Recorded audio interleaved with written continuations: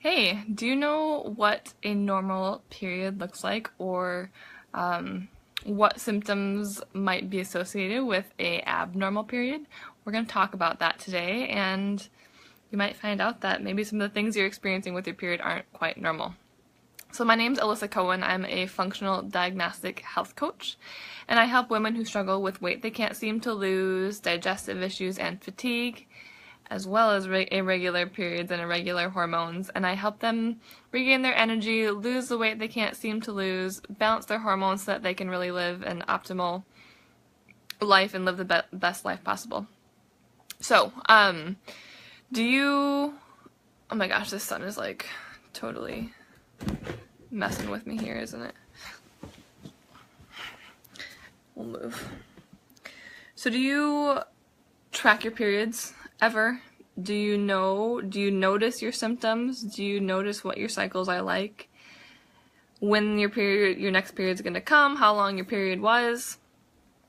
I think that the more I learn about our cycle and things like that, I find it super exciting because it's one of the biggest indicators of our fertility, of course, but also our overall health. You know, our period coming every month, I feel like is like a gift. You know, it gives us a huge indicator to the health of our body, and if we know what to look for and we know what to track, we can really use that as a gauge of our health, and also when our health is kind of going off track a little bit and we might need to rework things and, you know, pay a little more attention to our bodies. So let's talk about what's normal and what's not normal. So let's talk about length first. So the optimal length of your period is between 25 and 35 days long. So day one of your period, day one of your cycle is day one of your period. When your menstruation starts, that's day one of your cycle. We normally ovulate on day 14 or somewhere, you know, right in the middle of that phase or of that cycle, and then, you know, a typical period is 28 days, but again, it goes from 25 to 35 days long. Day 1 to 14, or ovulation, that's our follicular phase. So when we're growing an egg, we're, you know, taking a immature egg and nurturing it to be a mature egg. And then day 14 to 28, or the end of your cycle, is the luteal phase, where the corpus luteum is left after the egg has been released, and we get an increase in progesterone, and yeah. So let's talk about what is normal and not normal. If you have a long follicular phase, so that day 1 to day 14 phase, so if your cycle is 28 days long, we would expect that day 14 would be ovulation, because it's right in the middle of that 28 days. If your period is 25 days, then you would take that divided by 2, which is 12 and a half. So 12 to 13 days we'd expect you to ovulate on. If your cycle is 35 days, then we would expect you to ovulate on day 18-ish, I believe. So if your follicular phase is much longer than 14 days, it could mean that you don't have enough estrogen, or that your progesterone is too high. And then in terms of ovulation, when we ovulate, we're gonna notice an increase in our internal body temperature, and also an increase in our cervical fluid. So we should notice like a watery sort of cervical fluid. I like women to track their periods using body temperature, because A, is going to give us a really good clear sign of ovulation, and also I have a download on my website there's a guide to testing your body temperature, what we're looking for when we test it, things like that. And so and also what else you can learn from testing your body temperature. So if you've never done that before, go ahead and download that guide, but it's really a great tool to get a good gauge on the length of our period, when we're ovulating, and things like that, so we can recognize these other markers that are important. So if your cycle is less than 24 days, or if that luteal phase is less than 10 days, so that luteal phase being from ovulation to the beginning of your next menstrual cycle, that's less than 10 days, or your whole cycle is less than 24 days, that might indicate, that's called luteal phase defect.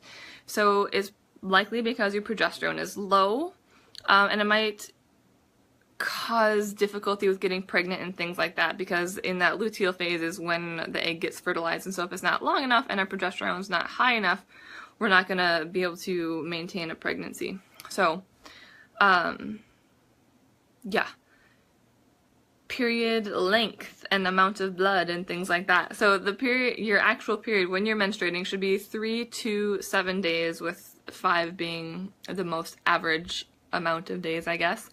The blood during your period should be a bright red color. It should kind of just flow. There shouldn't be any clots or anything like that. What is not normal? So not normal is heavy bleeding, clotting, flooding, dark red blood. If you have some of these things, it's indicative of high estrogen levels. Or it could just mean that your estrogen is elevated relative to your progesterone, because, you know, if our estrogen and progesterone, this is our normal levels. If our estrogen goes up, this means our estrogen is high. If our progesterone, goes down, this means also kind of makes our estrogen high. So both of those things you're going to get symptoms of high estrogen with.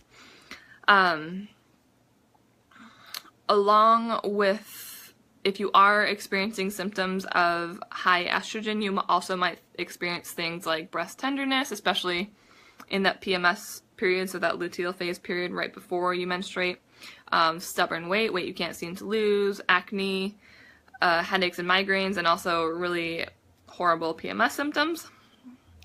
And then also not normal is a really short period, light bleeding, when the blood is kind of like watery or really light pink colored, not that, you know, dark vibrant red color.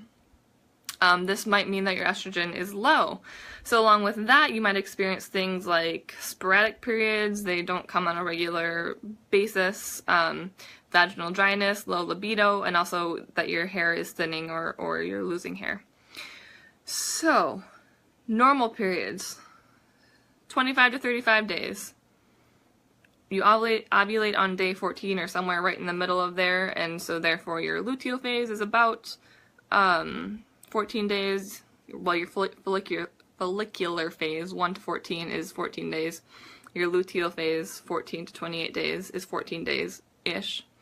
We'd also want your menstruation, the time that you menstruate, to be between 3 and 7 days, with 5 being the average. Your blood should be normally flowing, no clotting, things like that, and you shouldn't be getting really symptoms of PMS or breast tenderness or weight gain and bloating and things like that. Those things are oddly not normal, although we've been told that they are normal. So if you're experiencing anything like that, it might be a good idea to start tracking your period with your temperature, and also just like writing down symptoms and writing down when you think you ovulate and things like that, just to get a better idea of what's going on.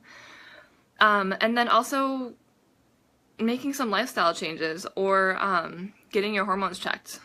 Man, the sun is really like making me look like Batman or something. Getting your hormones checked, that is one of the things that I offer for clients. I do a test called the Dutch test, the dried urine test for comprehensive hormones. It gives us a really good idea of the balance of hormones, and if there's too much estrogen or too low progesterone, or if your estrogen is breaking down into a bad form of estrogen, and all these different things. But, you know, we can guess based on our symptoms, like, I probably have high estrogen, or probably have low progesterone, or whatever, but it's not always the case, and it's sometimes really difficult to know. And so testing, I think, is a really valuable tool to get a good baseline of where we're at and figure out what we need to do about it. So I hope that's helpful. Next week I'm going to talk about how much is too much bleeding, because this is something that has always confused me. They say like, oh, X amount of milliliters is normal. I'm like, how the heck do you know how many milliliters of blood you're losing? But we'll talk about that next week and give you some tools there to figure out what's normal and what's not normal. So I hope that was useful, and let me know if you have any questions in the comments below, and we'll see you next week. Bye!